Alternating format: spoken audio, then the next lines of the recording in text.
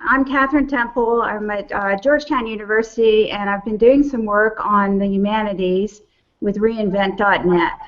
So we're here today with Helen Small, and I'm just going to introduce her very briefly. She's a professor at Oxford in English, and she has a wonderful publication history, fascinating books, which I wish we could spend hours talking about, especially the one you call The Long Life, right, which seems very interesting. But we're here today to talk about the value of the humanities, your most recent work. So welcome, Helen, and could you tell us a little bit about that work, how you came to it, and what has been the results of this? Thanks, Catherine. I came to the value of the humanities debate fairly late, I guess, by American standards. It's a long-running debate you've all been having. It's usually, as you all know, couched in terms of crisis.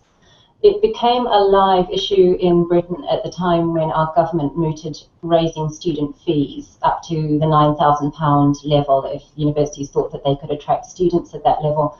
So it was a very big issue here. There were a lot of students marching on the street, and I don't just mean university students, I mean school students who thought that this was a major incursion on the idea of a free public education. So although we still had fees, they're very, very low by comparison with the kinds of fee that your students in America typically pay, especially in your private universities. So at that moment, it looked to a lot of people as if we too were going to enter a period of crisis in which students or their parents would be driven towards business or more vocational courses and would cease to see the value of a humanities degree, which many of them do for pleasure or do without knowing what the outcome of that degree would be. Typically there's no direct link between the training that you get, say, in modern languages or history or music and what you may go on to do in later life. So I found myself, it's worth saying that I live with a former journalist and editor of some of our big conversational programs that air late at night in Britain, the big news interrogative programs. And he kind of put me on the spot. He kept asking me, if you had to stand up for the value of the humanities publicly, what kinds of claim would you make? And I heard myself giving pretty bland answers, really, or just the kinds of answers that people tend to say. It's really important that you have people who preserve knowledge of the culture, or democracy needs us. Apologies to Martha Nussbaum, but claims that were in the public air, but that I hadn't really figured out to my own satisfaction what I meant. So when I turned to the literature on the value of the humanities more thoroughly than I had done in the past and started reading pretty systematically, I was very struck by how defensive it is. It's very polemical literature. It's typically really worried about the future, and it sees itself as against the barricades and needing to make really strong claims for the humanities. It seemed to me most of the claims were implausibly strong. They were very, very fenced around with the need to be extreme and hyperbolic. So what I wanted to do was to apply to the humanities itself the claim that we typically make of what we do in the classroom, which is that we apply critical intelligence to texts and to the objects and expressions of culture. So what I wanted to do first was to provide a taxonomy, really, a list of the arguments we most commonly have recourse to, and then give each of them a hard time and see what's left standing. So instead of it being a book which asserts very strong arguments, it tells you what the arguments typically are.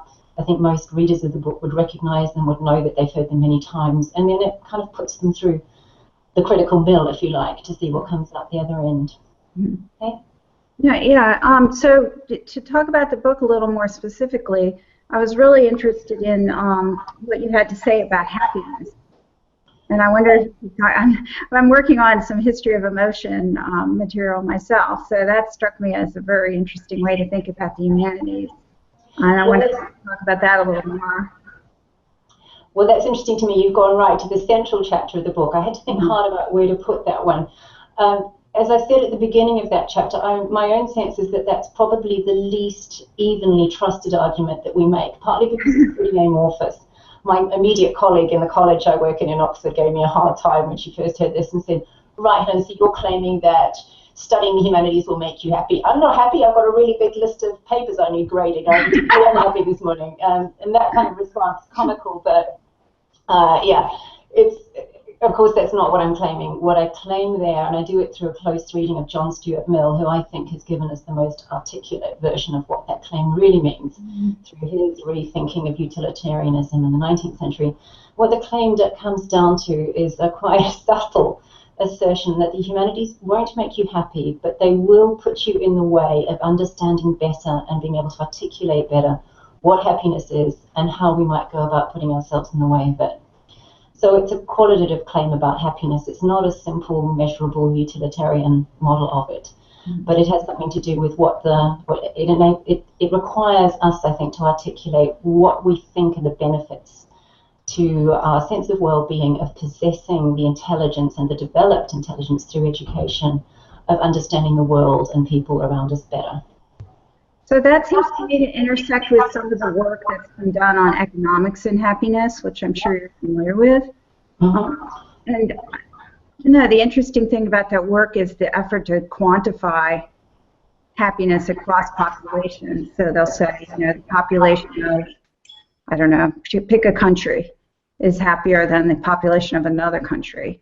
So how does your work intersect with that kind of economic approach? Well, the World Happiness Report, which I take it is what you're referring to, came out right at the start of my working on this, so it's pretty timely for me. I'm not hostile to those efforts. I think it's best to understand them as broad brush efforts within economics to re-understand their own tools of measurement, their own sense of what they want to give us a vocabulary for, an economic vocabulary for, so that we're not solely centered on increases in material wealth, financial well-being. So, as I say, I don't think that's in itself a bad thing. I think one has to be skeptical about how good the tools are at the moment. So my own sense is that those arguments haven't yet got a very good vocabulary for thinking about the contribution of education. So it's less a matter, what I'm certainly not doing is saying the economists have got it all wrong. What we need is to dig down into our old bedrock of culture and new cultural products, and we will find a better way of doing it there.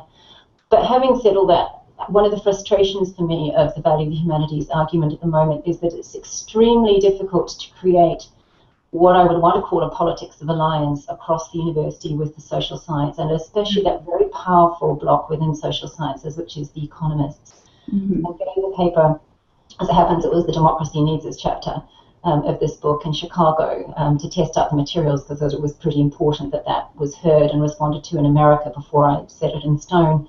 And I was told there, I don't know if they'll like me repeating the story, that when the financial crisis happened, they tried to get people from Milton Friedman's department down the corridor to come and join together in a serious conversation at a conference about the relationship between economic models of finance and the humanities contributions to wider debates about well-being. And they couldn't get a single economist to speak.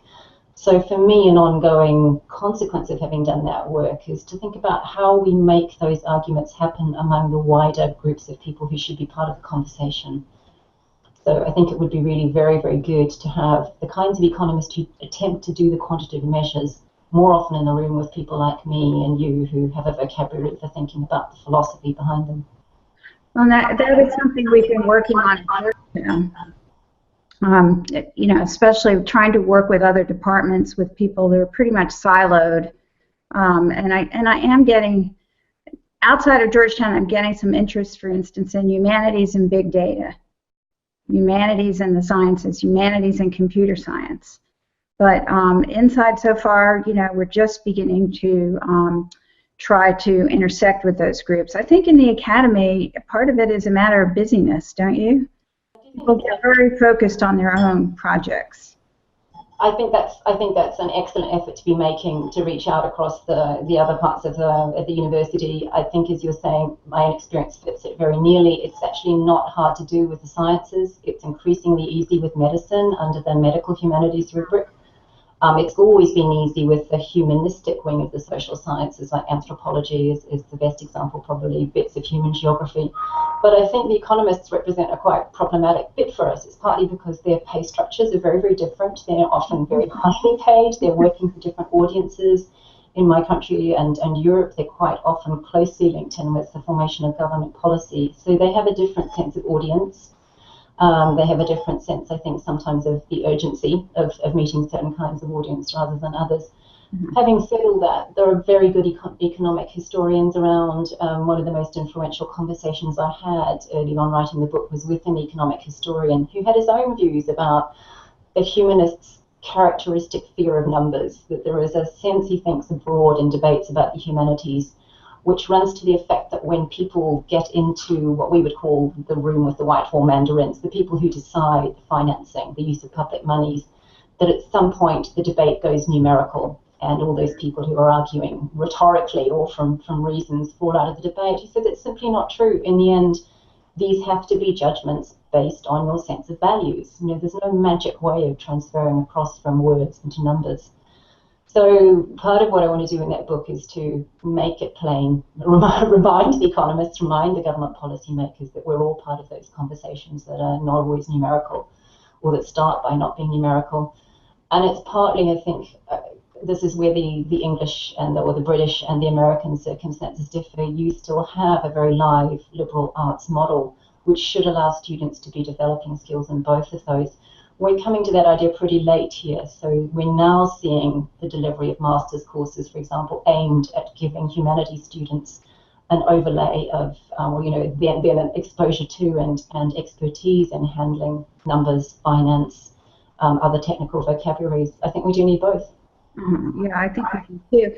But I mean, this leads me in a couple of different directions. And I guess the first thing I'd ask you to speak about a little bit is the unique nature of the humanities, because I thought you really, in the book, you really were able to articulate that very precisely.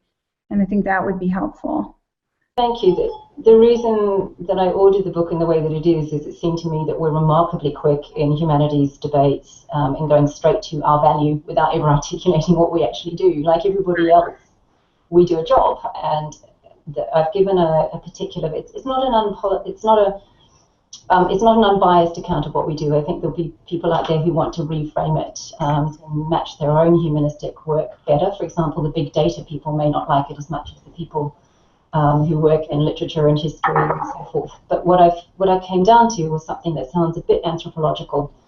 So the claim is that the humanities study the meaning-making practices of the culture with the focus especially on interpretation and judgment, evaluation. And this is the bit where people will disagree. It seems to me primarily still with the emphasis on individual interpretation. That bit is changing. I would be the first to say that we are at a cultural moment when there is much more collaborative work and, not irrelevantly, much more funding for collaborative work to go on. And certain kinds of knowledge-based work, big data is a very good example, do require, working in groups, bringing different expertises together. But the kind of work I do, that musicians do, that most historians do, and so forth, is still qualitatively different and different in type from that of other fields, because it comes down to someone sitting there with the materials of study and making their own descriptions and judgments about it. Mm-hmm. Now it's really interesting, because I'm thinking about this as it aligns with democracy and with a larger number of people having a larger voice. And when I think about the sort of the economists, the mathematicians, the big data people with that highly selective technical training that they have, right? And yet it seems to me that the humanities offer something that everyone can engage in, right? So that it would allow people who don't have even extensive training in the humanities, but a humanities way of thinking about the world might allow them to have a voice. I don't know. Speak to that. You're asking yourself the question about culture, or whether you're asking the question about government. The common ground is still more humanistic than economistic or technical. It has to be. And one of my beefs, if that's a word you use in America, I can't remember, one of my problems with the democracy needs us argument is that it assumes a common populace, all of whom the claim seems to be sometimes required to be at their best on higher education and the humanities. I think that's plainly not the case. What we need is to ask ourselves, what is the common ground for our debate? And the humanities have a very clear role there in articulating what the problems are, what the areas of discussion are to the whole community. But we also have areas of expertise, and it would be much better for all of us if the relations between them were mutually respectful, cordial. What I have said in the chapter on the work that the humanities do, the definition of the humanities, is that there are times when that neutral definition of our work will need to become more defensive. I mean, if other people just don't get it, if there is a hostility out there, and I think a lot of your American universities have seen what's in effect an active hostility, a desire to defund the humanities, a real lack of respect for the work they do, then you need tougher arguments. Then I think you need to be able to crank up the gears and talk more in terms of special skills which are not provided by other areas of the university now. Okay, so could you tell us maybe a little bit about what those special skills might be? Yeah, those special skills often have in common a deep attention to the language in which claims are made. I think they're fundamentally different from most other areas of inquiry in that they're attentive to the history and the cultural embeddedness of things that happen, objects that are made, ideas that circulate. And the really big difference from the sciences is that we don't lose contact with the importance of the materials we work on just because they've been superseded. So science does, it has to. Ideas are superseded, practices are superseded, you move on. They are in that sense progressive. Sometimes they find a line of progression has been mistaken and you need to re-gear and start back again from an earlier point. But with us, I've just come from a group of students who went from a 20th century class with me to work on the Old English text that they were doing for the other teacher in college. We still have a reason for preserving the cultural heritage, simply because it is the cultural heritage. It is what the generations have passed down to us as the meaningful, significant practices of past places and eras and peoples. So, of course, I'm completely invested in what you're saying, right? But I'm also talking with others who are a little less invested. So what would you say to the person who said, all those details and all that history doesn't really matter? What really matters is solving a problem today. Say, take global warming. What really matters is solving global warming. What really matters is solving what's happening in the Middle East. So what would you say to that person?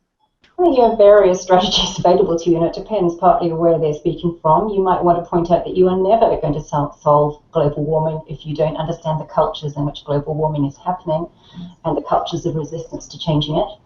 So a common example that I meet among debates about the advocacy of the humanities is medical changes. If you can't persuade a population in, say, part of Africa that it is good to be injected with this unknown product against diseases that are in danger of killing a lot of people, then you're never going to make progress at all. It's the same logic, I think, operates in almost all these very big human challenges, challenges of today, models of what really matters. But the other way of approaching is just to say it's not a zero-sum game. I think a tough question the humanities ought to turn back on themselves is just how many people do you need being publicly funded to pursue research into the smaller areas of, and I'm not going to name one because I think that would be invidious, but the less obvious areas of preserving the cultural heritage. I think it's not an endlessly expandable model. It does require money to do it well, and I think the unprecedented difficulty for us is also a result of our success. We have in Britain now, I think the top number is still 46% of 20, 21-year-olds now going into university. Well, not all of them can and should find jobs as professional academics working with that expertise. But the training that they give is a rich and intrinsically interesting training, which will have, there is a great set of skills there that will transfer out into a huge range of other jobs at the end. Well, that leads me to another sort of side of this argument, or it's almost like a kaleidoscope out there, right? Depending on who you talk to, you get a different sort of refracted image. But among some of the humanists, there's a feeling that reducing the humanities to some kind of use value out in the world is, I don't know, even morally wrong. There are very strong feelings about it. So, for instance, when we saw the Forbes report that came out last week that said, basically, philosophers actually make more than, I believe it was welders they were comparing. That's great, except there is this element in the humanities that doesn't want to think about the humanities that way. And do you know where that's coming from, and sort of what an interesting response to that might be? Well, I think that's actually one area of the humanities debate that has changed fundamentally in the last 10 to 15 years. So if you look back at the literature of the 1980s and 90s, I really think you're right. It's the default position that the moment the humanities start claiming instrumental use for themselves, they've lost the plot, that we'll never win on that ground. So it seems to me often it's a rhetorical strategy, but often it's a deeply held moral position. Mm-hmm. That the humanities matter because that's where the real good or wealth of life, as a Ruskinian would have said, would place it, and that we do it for its own sake, not for any other secondary or attached or instrumentalized reason. I honestly think that position is much less widely taken, and for good reasons, and maybe some bad ones as well. I think because I'm coming out of a context where these debates are attached to quite serious questions about the distribution of public funding, I think we have nearly all been persuaded that you cannot dip into the public purse heavily without explaining what you're doing for the money. And some of that explanation will reside in, statements that you do it for its own sake, that you do it because the cultural heritage and literature and music, history, whatever, is worth knowing and preserving and takes expertise to maintain it for its own sake. But some of it is material that we just needed to go and find out. We simply hadn't figured out. We never tracked where our graduates go. So Oxford, for example, a few years ago, you can find this for free on the web if you go to the Humanities website, started tracking its graduates and found some very interesting patterns which were not quite what we would have predicted.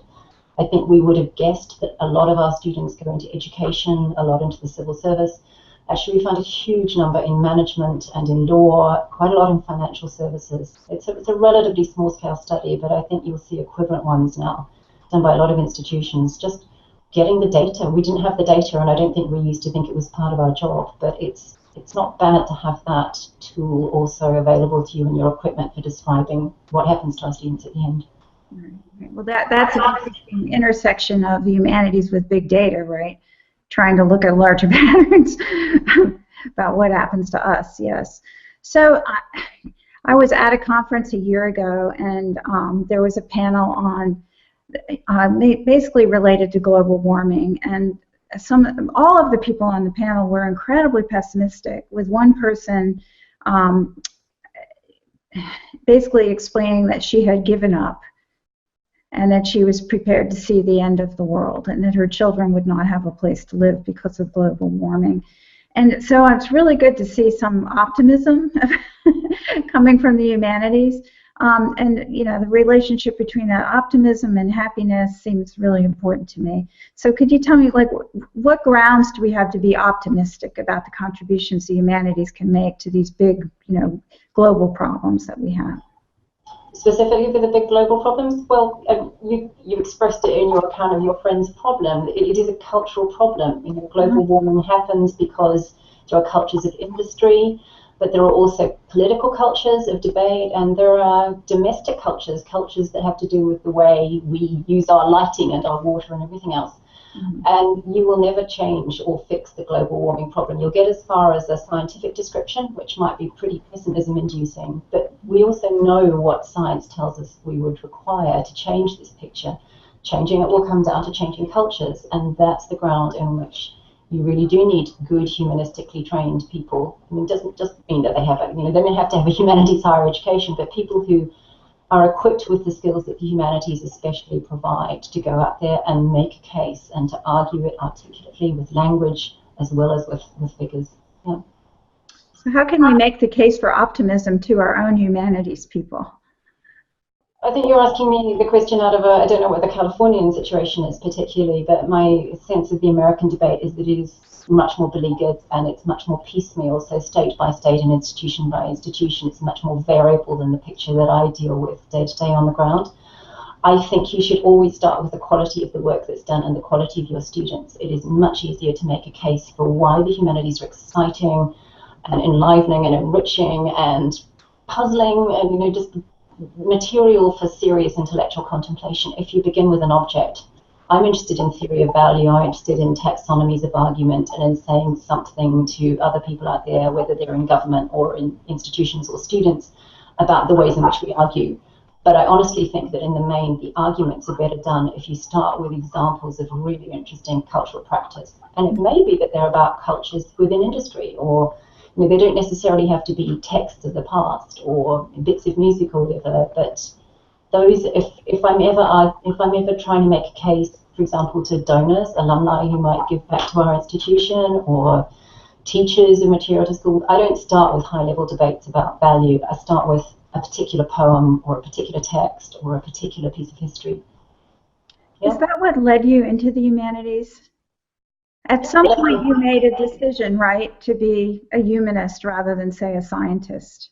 Yes, and because I came out of the New Zealand school system, my situation was a bit more like many Americans. So we have a relatively broad-based education right through until the last year at school, secondary school, whereas British students are very channeled. And so many scientists, for example, will not have written an essay since the age of 15 when they come to university. But in New Zealand, you keep subjects running, so for what it's worth, I was still studying chemistry and physics and mathematics in my final year at school. I read mathematics and a bit of economic history as well as English and history and French at university, and I only concentrated relatively late. So maybe that's a kind of better place from which to start to realise that these things are not exclusive. And I think the challenge really is probably for you to keep the liberal arts model as alive as you can at a time when that's much more difficult to instrumentalise. It sometimes seems, but fantastically valuable. It's interesting that at Georgetown, after the financial collapse in 2008, we lost many English majors, and many of them seemed to migrate over to economics. But we didn't actually lose any students because they kept taking our courses. So they would declare a major in economics, but they would be taking English courses. And I think that speaks to the appeal of the humanities. And that will be material. I doubt in many cases that they will come back and read their economics textbooks in later life for pleasure and interest, but I'll bet you anything they'll come back and read their literary text. Part of John Stuart Mill is very good on this. That's part of the texture and the cultural bedrock of a single life. That's the materials that you have that enrich you when other things are going wrong. It's interesting you use the word enrich, and we're talking, of course, about economics, and we're talking about the world outside the academy, right? And what so many students and so many parents are worried about is basically how well our students, our children, enrich themselves after graduation, right? But it seems that you're talking about something that can't really be given a monetary value. Well, it can, though. I think it behoves us to get good data. I think one of the things that we got wrong in our perceptions of what was happening is that we feared that our humanities students were going out and becoming baristas, and that was the end of it for them. Yes, a lot of them go out and become baristas for 1 or 2 years, but if you look at their outcomes 5, 6, 7 years down the track, they're actually doing better than the laboratory scientists in my country. They have very flexible, pliable skills. They're very adaptive. I don't think that means we just continue what we were doing in the same old way. I think we should be thinking hard about whether they need additional skills, whether it would behove us to make sure they have a bit of economic literacy. That would require us to change our educational models here a bit, or make sure that we support the very specific degree programs that they do with a hinterland of more, of broader stuff going on.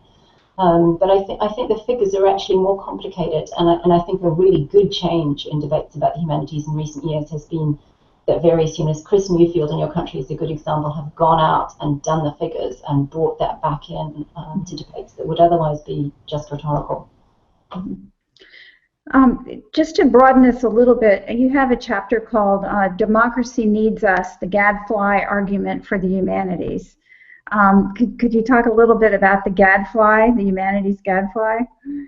Sure. That was the chapter that I expected would get me into trouble, especially in America. I've been very heartened by how generous people have been, so I suspect it was wearing a little bit thin even in your own debates, just because it was not asking typically was not asking the tougher questions it needed to ask. The Socratic model is a model of a contrarian individual operating on the edge of an oligarchic society, asking it very tricky questions that take, the hearers, who are usually privileged hearers, down to the foundations of philosophy and ask them to remake the way they're thinking. The question you need to ask is, how can an institutionalized profession of the humanities operate in that way towards a democratic state? Okay, and that requires a very different model, because you can't be Socratic in the way Socrates was Socratic if you inhabit structures that require you to be responsible to the institution. So what I wanted to do was to think about what is the nature of the claim that we're making for our particular interrogative, discriminatory, troublemaking sometimes skills of interrogation. If you were to ask the question straight about which bits of the university are best equipped to enable the health of the democracy, which is what Socrates famously claimed, you might well want to think it was, or intuitively you might think it was the social sciences. politics, economics. I think the really interesting thing that has happened in those fields is that they have been pulled more and more towards technical accounts, often financially based, data based, and they have, to a significant degree, in my experience of them, parted from their more humanistic elements, or at least they've got an internal split going on. It really seems to me that if there is a claim being made about a specific skill that the humanities have that is distinct from those that the social sciences practice, it has to do with the analysis of usually language, about the quality of debate, about the ability to define and articulate debate within a wider culture. In the book, I can't quote it from memory and I don't have it in front of me, you'll find a very good, concise description of that activity from Francis Mulhern. So I took that and pushed it around a bit more, but I think like him, in the end, you are claiming things for the humanities that have become important to the humanities recently because they've been let go by other areas of the university which used to be more humanistic. So to the extent that we have a special claim to make for ourselves, I think it's because we have to step in if other areas of the university aren't doing that. The other bit that I cause some trouble for, that causes some trouble for me, if you want to put it that way around, is the us and democracy needs us. I think it's often extraordinarily understated who that us is, who it includes. It's a quite easy rhetorical gesture. Democracy needs us makes us sound as if we are the representative body of the democratic polity. Of course we're not. You know, we're a group of people sitting often in privileged circumstances, not always, within university institutions who have special kinds of skills. So, like it or not, it seems to me that if you're going to make the claim that democracy needs these professionalized people specifically, you are falling back on what John Stuart Mill would have called the old problem for democracy, that it needs in its higher operations the skills of the particularly educated few and not just the more basic competencies of the democratic electorate. So there's a quite difficult move, or at least there's a usually undeclared move that happens when people write about the two as if they were the same thing. I think the democracy is well served by having a highly trained specialist, relatively few people within it with very high level humanistic skills, you know, the ability to write a really cogent case for why government policy should or shouldn't move in a certain direction. That does need high order skills. But you cannot be saying, as is often implied, that you think that democracy needs everybody out there to have a higher education in the humanities. That just doesn't wash. Well, that wouldn't be a democracy, would it? Yeah. Right. Well, I really appreciate your comments today, and I think this is a very helpful intervention in our series, and I'm looking forward to seeing you in the future and hopefully intersecting with you on some of these other humanities efforts that we're making. So Thank you very much. Enjoy the conversation. Bye.